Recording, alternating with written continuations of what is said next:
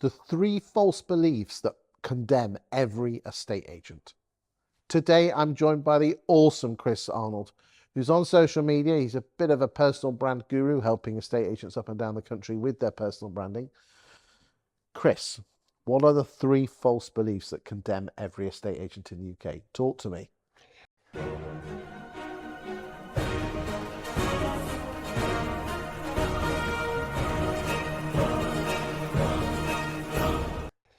Competition.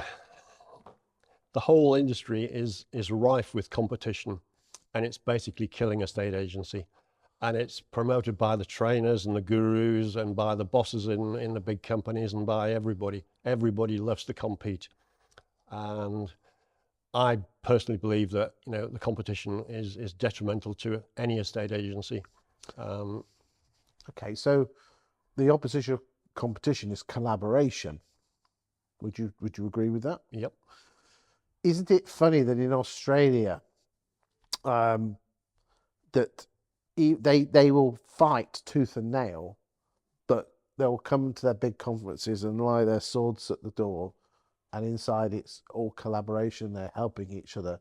You just simply wouldn't get that in UK estate agents. It's funny. I was talking to someone senior who was looking at in the money markets, looking at the different portals, and I said, estate agents hate their competitors more than they hate Rightmove, and until that changes, Rightmove will always be dominant. Yep. Yep. It is collaboration. I mean, why do we hate? Hate's a strong word, but it is. An agent might put 10 houses on the market, but if they lose number 11, it's like a sword through their heart. Yep. Twisted and hung and drawn. It's like end of the world, isn't it? Yep, totally. I mean, you talk about collaboration. There's a book called Conscious Capitalism by John Mackey, which talks about, in your words, the long game, building a sustainable business that has to put the customer first. It positions competitors, if you like, as collaborators, but people to learn from.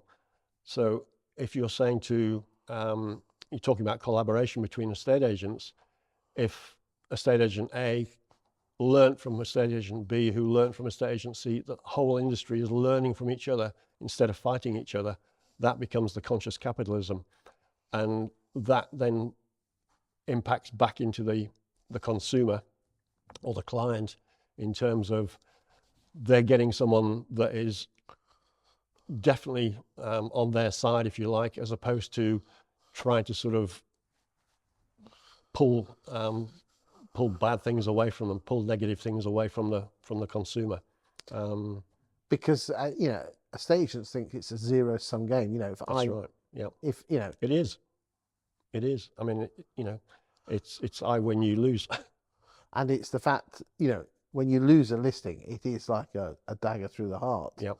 And isn't it interesting that when you should have the same emotion from gaining a listing to what you have from losing a listing. Sure. But the disparity is massive. There's a good quote from Seth Godin, which is, everyone is not your customer, or everyone is not your client. I agree.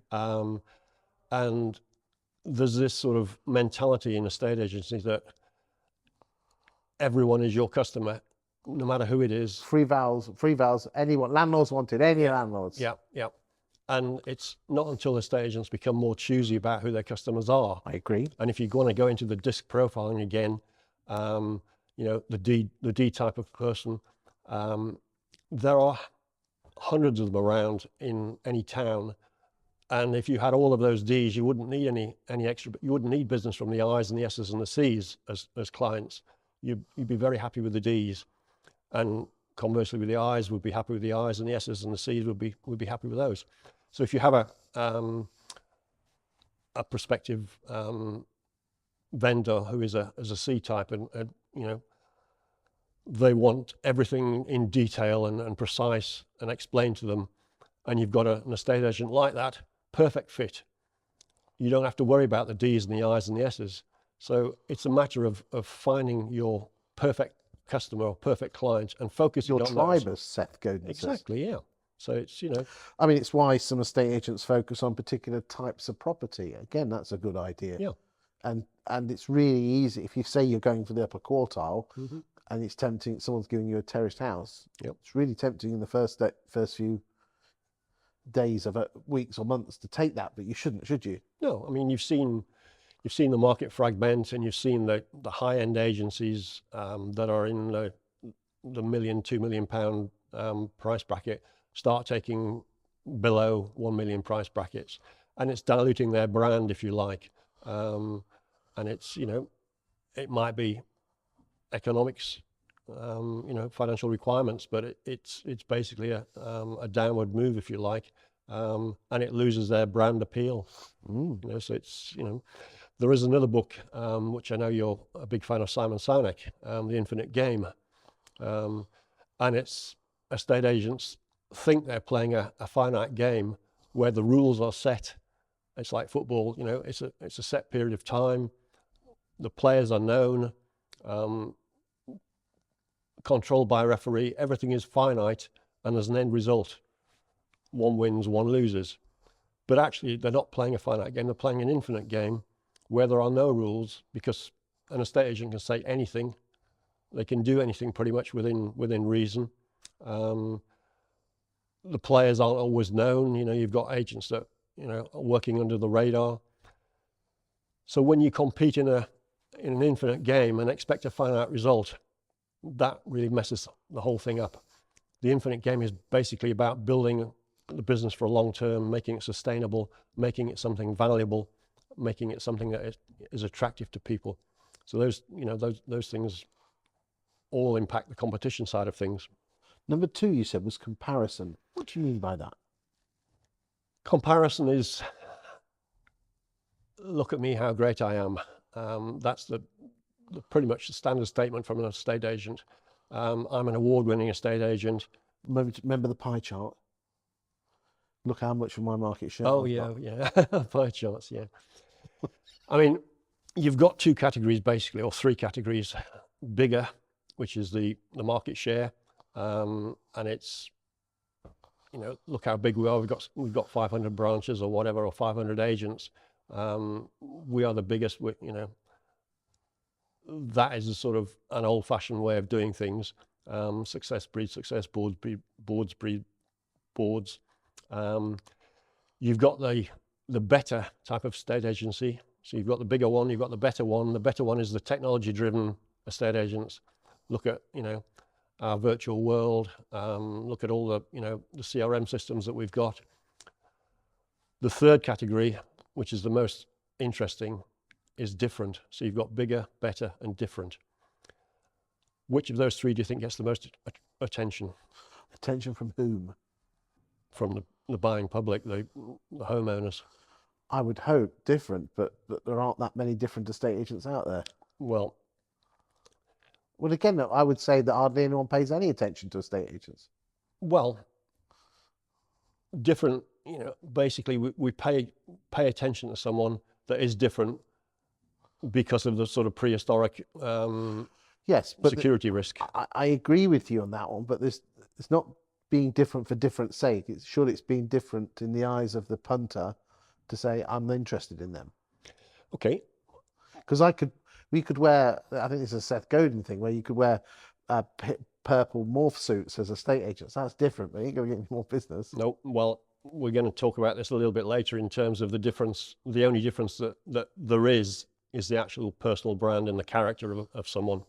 You know, everybody is unique, totally unique. And because of that uniqueness, they are valuable. And what most estate agents do is just throw it out the window and say, you know, don't focus on me, focus on, you know. It's all about the logo, isn't it? I know we're going to talk about that later in, Yep. in a separate video, ladies and gentlemen. Okay, any more in comparison before we move on to conformity? I think in terms of comparison, where you're getting into the bigger and the better estate agent, you're trying to convince and convert a vendor that isn't really qualified to judge. Most vendors really haven't got much of a clue about what makes a good estate agent or how a house is sold or anything like that. So they're getting, from most estate agents, they're getting half the story. And it could be, I'm a great marketer, great at listing houses, great at selling houses. Another one might say, I'm great at negotiating, but they're not telling the whole complete story because they're not jack of all trades, if you like, or rather, they're not master of all trades, they're jack of all trades. So they're competent at everything, but the one specific thing that they're good at varies between agencies. So the vendor isn't qualified to judge. So the vendor's going to make a snap decision and an emotional decision, not a logical decision.